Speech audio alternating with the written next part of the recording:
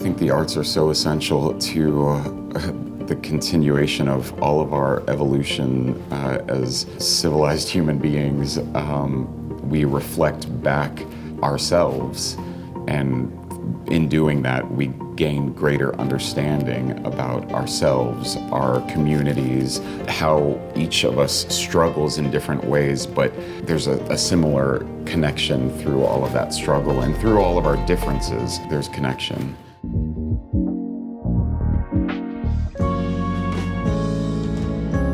Hi, I'm Conrad Ricamora, and this is how art changed me.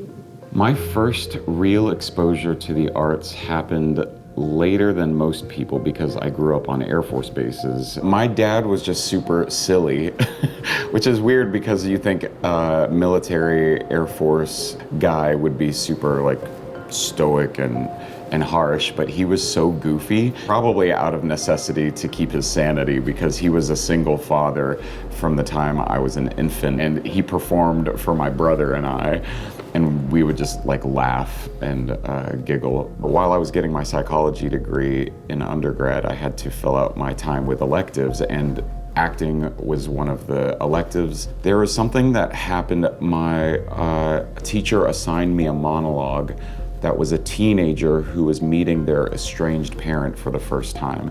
And I read it, and it was exactly what my real life experience was.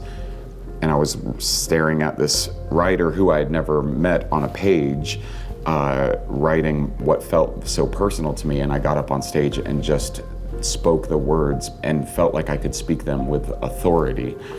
And I felt this electricity in the room because it was an honest moment. And I remember finishing the monologue and looking out, and everybody was just like, like, whoa, like we all just like experienced something together. That was when I was hooked on acting and storytelling. I was in my third year of grad school for my MFA in acting when I saw the New York Times wrote an article about David Byrne, and he was writing a musical about Imelda Marcos and the People Power Revolution. I had this feeling like, oh, I should be a part of this. So I flew up to go to an open call, and they wanted to call me back the next day, and then they called me back another time. And then there I was in the room with David Byrne and Alex Timbers and the rest of the creative team. I was still finishing up my third year of grad school, and then I had to fly back to school the next day, and that's when I got the call that I was cast in the show. It really got me in touch with my own roots and a part of who I've always been, but had no idea about the history until I did the research for the show.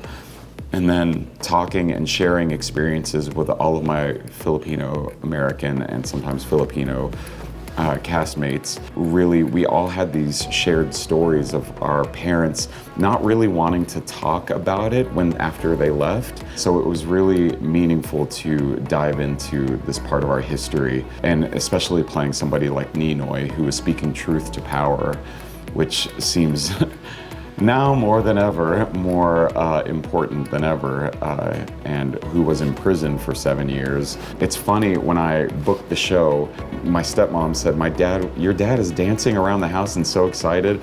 I was like, oh yeah, it's pretty cool. And then he was like, you know, your great uncle worked in the Aquino administration. And I had no idea, because my dad doesn't talk about any of that stuff. Little things like that kept happening over and over again to all of us in the cast, where we would do research on the show, and then our parents would talk to us, our family members would talk to us about their time in the Philippines in a way that they never had before, because it had never been celebrated. Growing up, I didn't have a lot of examples of representation or positive representation for Asian American men.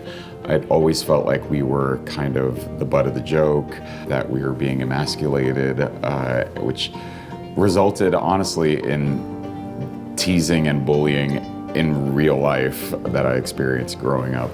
And then it started to shift in the early 2000s. I remember seeing Daniel Day Kim in Lost and being like, oh, finally where Asian American men are allowed to be like strong and sexy and powerful. It feels good to be a part of that movement, to to show Asian American men that you can be everything and not just one thing. I brought with me today this denim patchwork bag that was made by my dear friend Jay Magis, who is also a Filipino actor. He's also an artisan, and he started making these bags from recycled denim. And I love the concept of using what you have, showing up with what you have. I think as an actor, sometimes that you feel pressure to be something more than what you are. But it's important to remember that you already have within you what you need. And I love that this bag reminds me of that. But yeah, I don't want to think about what it would be like if I didn't have the arts. I think they're so essential to having catharsis, feeling connection, feeling seen and heard, and feeling a sense of community. In a world right now where we're so divided and so polarized and ostracized by our devices, especially something like theater, showing up and connecting and having a shared experience in one room at one point in time, I think is so important.